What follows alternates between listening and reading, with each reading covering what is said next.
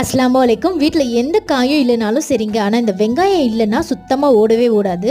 திடீர்னு இப்போ துபாயில் வெங்காயம் ரேட் அதிகமாக ஆயிடுச்சு. காய்கறி இல்லாத நேரத்தில் வெங்காய சாம்பார், வெங்காய தொக்குனாச்சு நம்ம வச்சு சமாளிச்சுக்கலாம். இப்போ ஹையாக இருக்கிறதுனால கொஞ்சம் கஷ்டமாக தான் இருக்குது. எல்லா வெங்காயமும் கிடையாதுங்க. இந்தியன் வெங்காயம் மட்டும்தான் விலை ஜாஸ்தியாக இருக்குது. மற்றதெல்லாம் கிடைக்குது. இன்னைக்கு நைட்டு டின்னருக்கு பார்த்தீங்கன்னா கோதுமை ரவா கிச்சடி தான் செஞ்சுருந்தேன். கொஞ்சமாக கேரட், பட்டாணி, கொஞ்சம் மசாலாஸ்லாம் சேர்த்து ரொம்ப சூப்பராகவே இருந்தது. இந்த ரவையை நான் அப்படியே உப்புமாவாக செஞ்சு கொடுத்துருந்தேன்னா கண்டிப்பாக உள்ளார இறங்கவே இறங்காது. எனக்குமே சரி, அதை கொஞ்சம் மசாலாஸ்லாம் சேர்த்து செய்யும்போது டேஸ்ட் ஆனால் ரொம்பவே சூப்பராக இருந்தது.